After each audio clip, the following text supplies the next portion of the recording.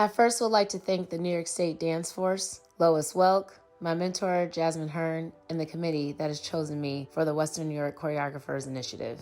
Although we were pushed to Zoom, I have to say this work has been more effective than ever. Being able to be in closed spaces and seeing one another in the rooms that really situate my understanding of joy has been more impactful than I could ever think or imagine. So this process was one that we spent over 7 weeks, and we met twice a week. They would have different prompts and exercises that I would give them that each dancer would have to take on their own. And then we would come back into the space, recreate those moments, and also redeveloped different moments through improvisation. I was blessed and fortunate because of COVID. I was able to bring in a wonderful editor, Lazzara, to help put all of this footage together, as well as bring in an art partner of mine, Marquis 10,000 Burton, because not having the music or the ways of understanding movement in which we were often used to, being able to have these quiet moments with the spoken word artist to develop the sound of what we've understood joy to be, and also the silences, was something that made this project just remarkable. So each dancer in the space really got to develop who they are within these different practices of joy that I've developed.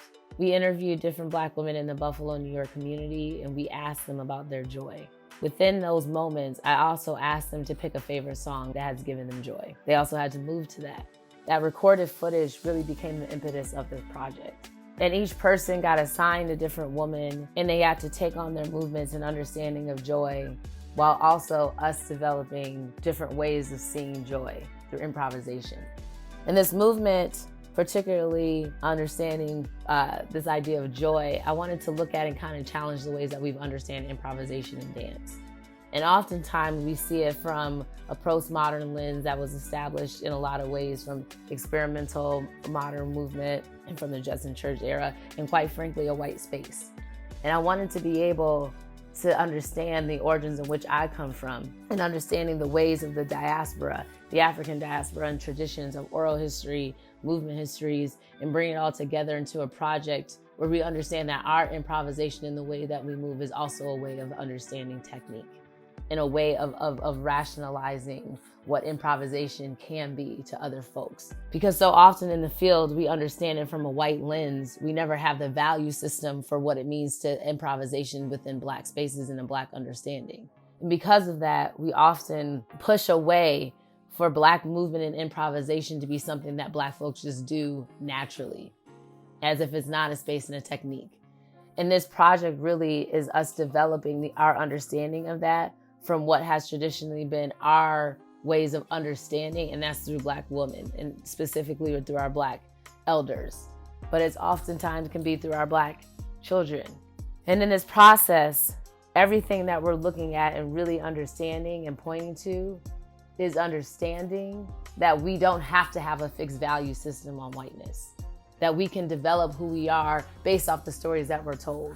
And so throughout the process, we gave each other words, and we gave 10,000, our spoken word poet, different words of our understanding of joy. And this process took place in 4 different ways, really. Joy in play, joy in resistance, joy in community, and joy in self.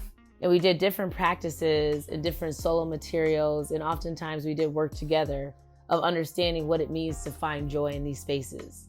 So often we understand joy and we choreograph it in a way of something that's really magnetic, something that is seen at a high level, or seen as something that's utopic. We often understand it through big forms of celebration, but we don't ever understand it really in its essence of being in the mundane.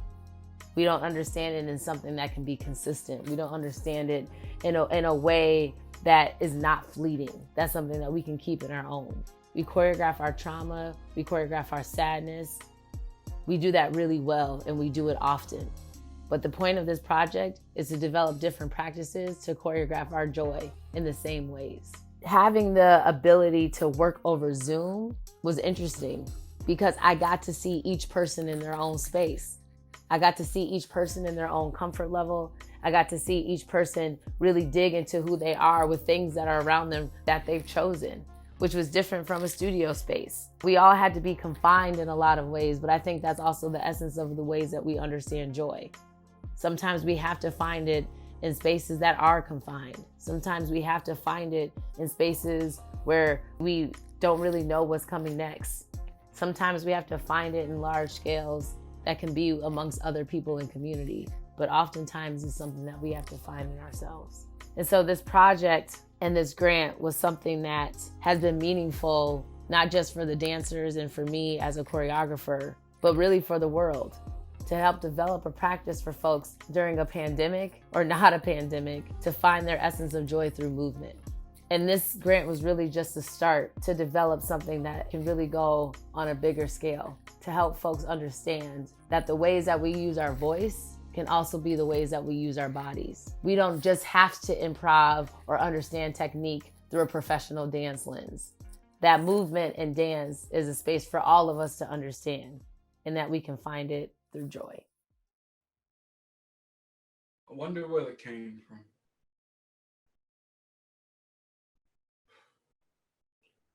Wondering how I'm supposed to feel. I never really could label it or place it anywhere. There are many days when my mind goes on its own hyperdrive experience. Some days, beautiful oceans and sunsets, and other days, it is thunderstorm, tornado warnings, dark, creepy woods, trying to navigate all the stories I told myself, all the journeys I've been through. Trying to remember the first time I felt it, or thought of it, or saw it as an expectation I could achieve. I never knew I deserved it. Spend so much time trying to psych myself out of what it feels to be comfortable with me. I felt the silence and I ran from it. Tried to find comfort in the shadows, but the lights I would always turn on. I thought the darkness was a place to run from. Didn't know I would find myself in the silence, in the echo, in the cavern of my own nightmares. I learned how to see myself again. Learned how to connect, to tap into the small moments that brought me the purest level of joy. I found that childhood memory that I ran from again. Learned how to face it on face to face. It wasn't no longer the monster underneath the bed or the monster in the closet or the monster that replayed in my mind. I finally learned how to face that demon again, how to laugh and play along and see where it's coming from. I had a moment of a sixth sense where I ran from all the ghosts, finally faced it and asked it, how can I help it find its way home? And it showed me a sense of joy that was long buried away. It showed me a person that I used to be that I threw away, covered it in layers upon layers of complications, calling me locking away the small child that will never be hurt again. I learned that I miss seeing that child in me again.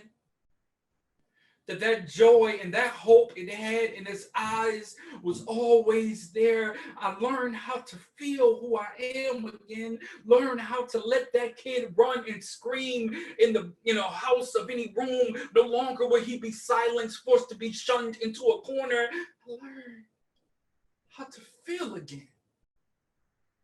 How to let joy run over my body and don't be ashamed.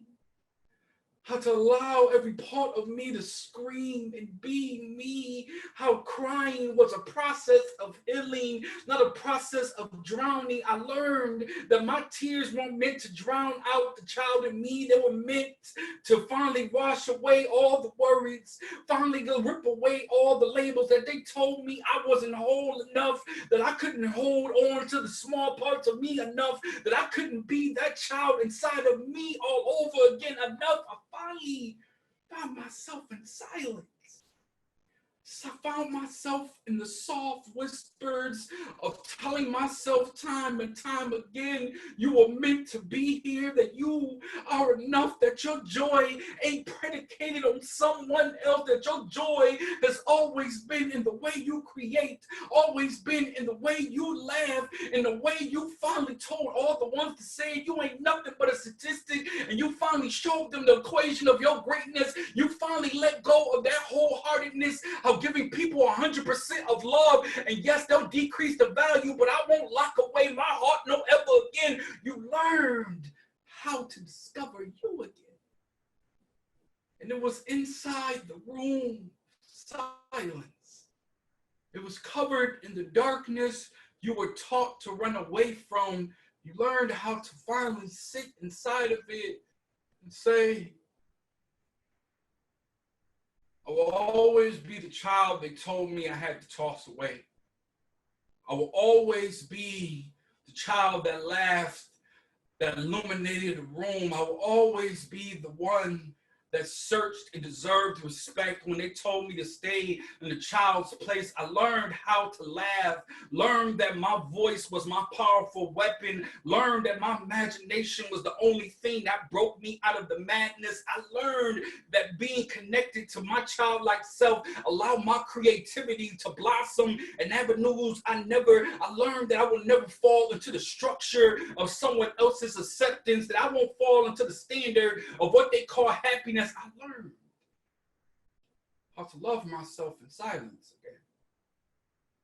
How to tell me my joy has always been inside of me, that my joy may have been chained away a lot of ways, that my joy ain't this big outlandish thing. My joy is the times that I allow my creativity to color in and out of the lines. My joy is in the moments that I find singing in the shower or having a joke with friends. My joy is in the meals that I make for myself. My joy is in the times that I open up my heart, and I know it may be broken, but I'll share a part of me with you again and again. That my joy has always been rooted in the innocent parts of me. And I found all of this in the darkness of silence. And isn't it amazing? Nah. Isn't it necessary to find that child that you locked away again, so you can finally tap into what makes you you? That I can finally tap into the love I need for me, that we can finally find the joy that truly sets us free.